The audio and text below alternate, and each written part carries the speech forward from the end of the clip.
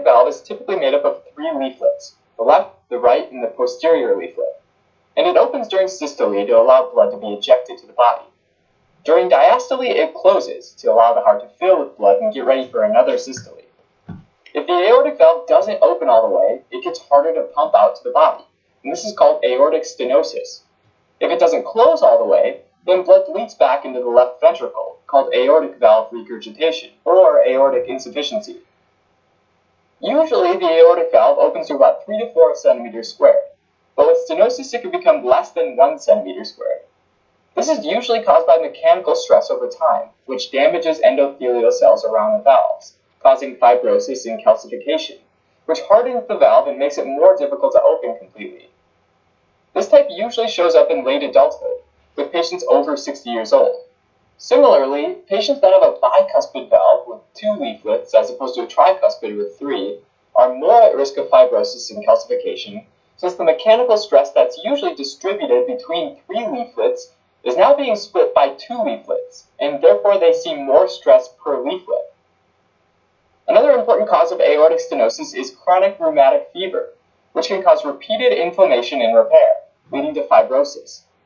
In this case, the leaflets can actually fuse together, called commissural fusion, which is an important distinction from the type caused by mechanical stress over time. When the valve fuses together or hardens, it doesn't open as easily, right? And so as the left ventricle contracts, it creates this high pressure that eventually pushes on the valve until it finally snaps open, causing a characteristic ejection click. Since the blood has to flow through a narrow opening, there's turbulence, which creates noise or a murmur, which gets initially louder as more blood flows past the opening, and then quieter as the amount of blood flowing subsides, because less remains in the ventricle. This is called a crescendo-decrescendo murmur.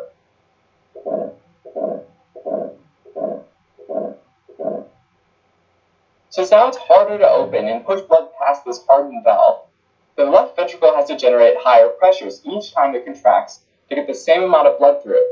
To accomplish this, the left ventricle can thicken its muscles, called concentric left ventricular hypertrophy.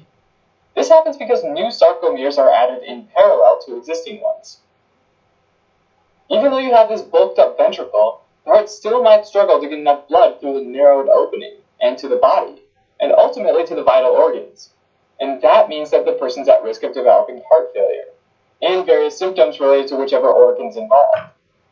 For example, if there's a reduction in blood flow to the brain, it could lead to syncope, and a reduction in blood flow through the coronary arteries to the heart's own myocardium could cause chest pain and angina. Patients might not initially experience symptoms at rest, only during exercise, because exercise requires more blood, right? And this heart isn't able to increase blood flow through the small opening.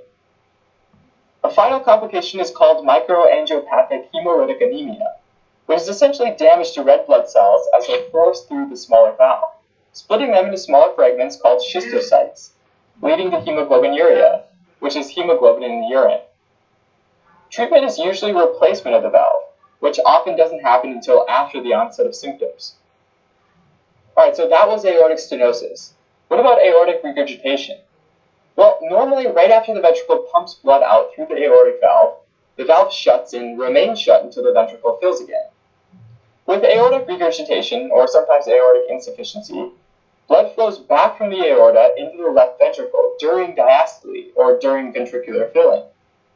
About half of cases are caused by aortic root dilation, which is where the root dilates or gets bigger, and in doing so pulls apart the leaflets, making it harder for the valves to fit snugly together and close all the way, and letting some blood flow backward. The vast majority, about 80%, of aortic root dilations are idiopathic, which means that the cause is unknown. The remaining 20% of causes are things like aortic dissection, aneurysms, or syphilis, all of which can ultimately lead to a widened aortic root.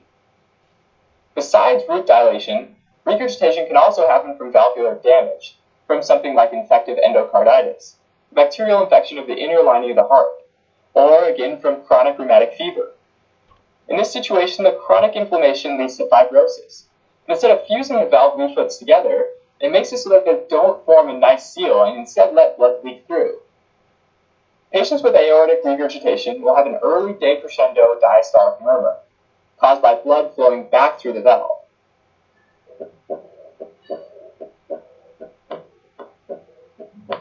Since blood's leaking back from the aorta into the left ventricle, the left ventricular blood volume increases, which increases the stroke volume, or the amount that the left ventricle pumps out during contraction, or systole. More blood pumped out of the heart per squeeze requires more pressure, so systolic blood pressure increases. During diastole, though, there's less blood volume in the aorta, since some of that has leaked back into the ventricle, which means that diastolic blood pressure decreases. A higher systolic pressure and lower diastolic pressure means an increase in pulse pressure, which is just systolic pressure minus diastolic pressure. A large pulse pressure, meaning a large difference between systolic and diastolic pressure, is referred to as a hyperdynamic circulation. Patients with a hyperdynamic circulation have bounding pulses, or water hammer pulses, because the blood, which is mostly composed of water, slams like a hammer against the walls of the artery with each heartbeat.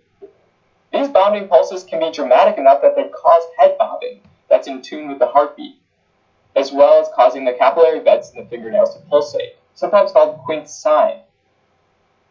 Over time, the increase in blood volume in the left ventricle causes the chamber to grow larger, called eccentric ventricular hypertrophy. In this situation, new sarcomeres are added in series to existing ones. Just like aortic stenosis, treatment for aortic regurgitation is replacement of the valve after symptoms in left ventricular dysfunction develops.